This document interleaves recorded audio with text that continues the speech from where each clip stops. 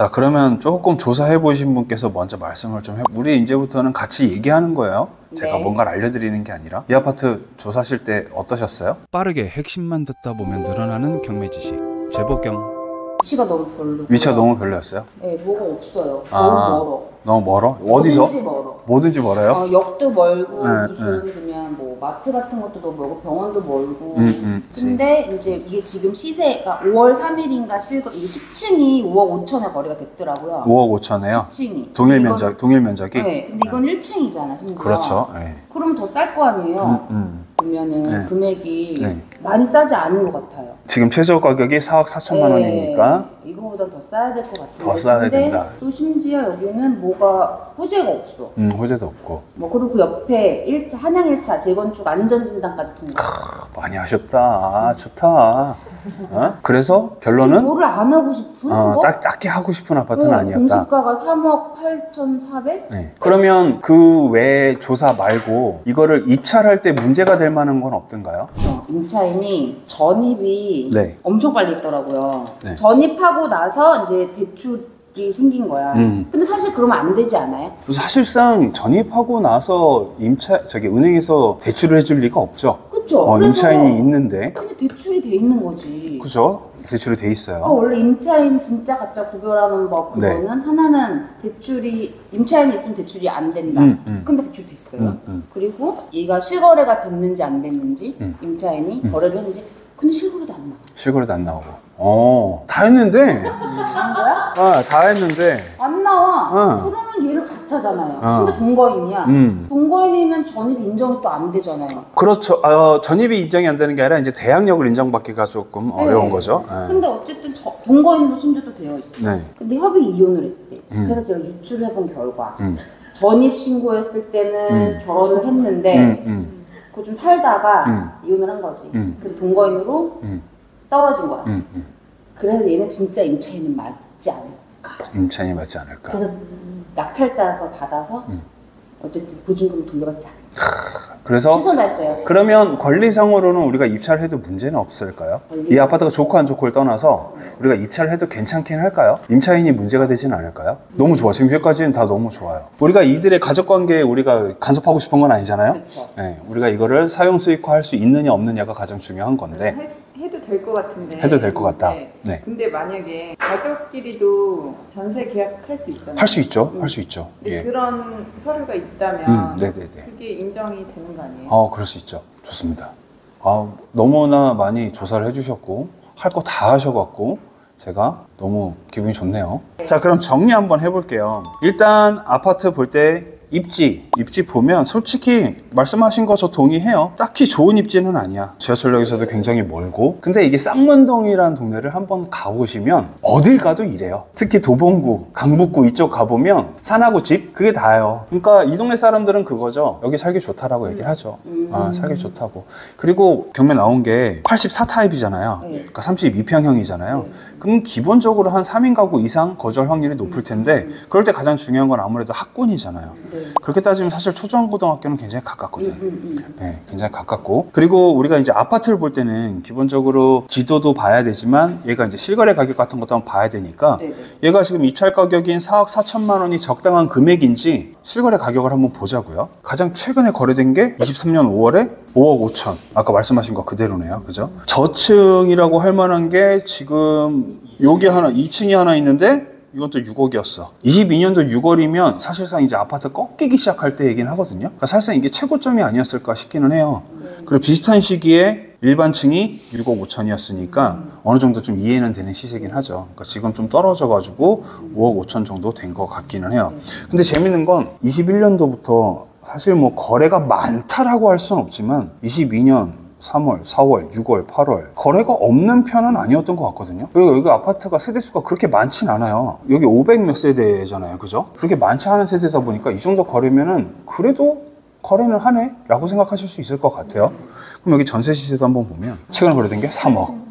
저층은 따로, 저층은 굉장히 좀, 23년 1월에 하나 있네요. 이거 2억 6천짜리. 그러면 매매가는 5억 5천, 전세는 3억. 일반적인 매매라면 갭은 한 2억에서 2억 5천 정도 봐야 되는 아파트네요. 그죠? 그래서 아실에서는 시세하고 이것까지 볼 수 있고, 그 다음에 또 하나가 있는데 그건 조금 이따가 한번 볼게요. 가장 중요한 거 이제 임차인. 자, 보면 재밌는 게 소유주가 이 시죠. 소유권을 2002년 5월 달에 취득을 하셨어요. 근데 임차인은 91년도 7월부터 전입이 신고가 되어 있었어요. 그러면 우리가 합리적인 의심을 해볼 수 있는 건 뭐냐면 씨가 전세를 끼고 샀나? 그럴 수도 있지 않을까요? 전세를 끼고 살 수도 있잖아요. 이는 이미 전부터 계속 이 집에 전세를 살고 있던 사람이었고 씨가 이 집을 살 때 전세를 끼고 살 수 있는 거죠. 그렇죠? 일단 첫 번째는 그거. 자, 그리고 두 번째는 아까 말씀하신 대로 둘이 채무자와 동거인이며 동거인인 이유는 원래 부부였는데 지금 이혼을 했다. 이혼을 하니까 이제 동거인이 돼버린 거죠. 그러면 사실상 이제 제3자죠. 둘 사이가 남인 건데 그러면 여성분이 먼저 전입이 되어 있었던 집에 남편이 2002년도에 취득을 했어요. 이거 어떻게 해석해야 될까? 아니면 전세 살다가 산 거 아니에요? 그럴 수도 있겠죠. 여기를 이제 전세로 들어오고 그리고 이제 남편이 2002년에 이 집을 산 다음에 KB 손해보험에서 뭐 근저당이 껴있는 걸 보면은 대출을 받았다라는 거죠. 우리가 이 집을 낙찰을 받았을 때 솔직히 이 씨는 별로 중요하지 않아요. 어차피 없어지는 집주인이야. 근데 이 씨가 남아있을 경우에 우리 애가 문제가 되기 때문이거든요. 더군다나 이 씨가 진짜 임차인이라고 쳐도 우리가 입찰을 했을 때 법원에서 배당을 받아가는 사람이면 또 우리가 고민할 필요가 없어요. 근데 이 사람은 배당을 받을 수 있나요, 없나요? 왜요? 확정일자를 미리 받아놓지 않았는데 나중에 받았잖아요. 그거보다 늦게 받았는데 어떻게 얘가 권리가 생겨요? 그렇지. 지금 정답 말씀하신 거예요. 전입은 91년도에 했지만 이 당시에 이 씨는 확정일자를 받지 않으셨어요. 확정일자가 뭐냐? 이 보증금이 얼마이든 간에 법원에서 배당을 해줄게. 확정일자가 없으면 배당 신청해봤자 안 줍니다. 확정일자 없으면. 안 받았던 아니면 알 수 없던. 우리가 만약에 이 집을 5억에 낙찰을 받아요. 5억에 낙찰을 받으면 이 돈이 이제 누구한테 가느냐가 중요한 거야. 그랬을 때 이규식 씨가 자기 보증금 다 돌려받고 나가주면 우리 입장에서는 아무런 문제가 없는 건데 이 사람이 덜 받거나 아니면 안 받아버리면 우리는 문제가 되는 거죠. 그랬을 때 지금 이규식 씨는 확정일자를 신고 안 한 사람이기 때문에 배당을 못 받죠. 배당을 못 받아요. 그럼 우리가 주인이 됐을 때 이 집은 누가 살고 있어? 여전히 이규식 씨가 살고 있을 거란 말이죠. 얘 내보내려면 어떻게? 보증금 돌려줘야 돼요. 그러면 이걸 입찰을 하면 될까요? 안 될까요? 안 되는 거죠. 근데 사실상 여기까지는 그냥 심플하게 생각할 수 있는 추론이긴 한데 여기에 조금 더 사실상 이런 것도 따지고 보면 조금 어려운 권리 분석이기는 해요. 왜냐하면 이 이혼이라는 것 때문에 아까 우리 이제 정답이 하나 나오기는 했는데 일반적으로 지금 맨 선순위에 있는 근저당이 2011년도 거잖아요. 근데 한국자산관리공사가 권리자예요. 근데 자산관리공사에서 대출을 해주나요? 안 해주죠. 여기는 돈 대출해주는 곳이 아니잖아요. 그래서 원래 대출을 받았던 곳은 KB 손해보험이에요. 그럼 손해보험사가 그래도 금융권인데 얘네가 바보라서 임차인 있는 집에 이 금액을 대출을 해줬을까요? 아닐 거라고 보는 거죠. 그러면 사실상 이 날짜, 적어도 최소한 이 날짜까지는 둘이 정상적인 부부 관계였다라고 생각하셔도 돼요. 그러니까 부부가 살고 있는데 대출 안 해줄 이유가 없잖아요. 그죠?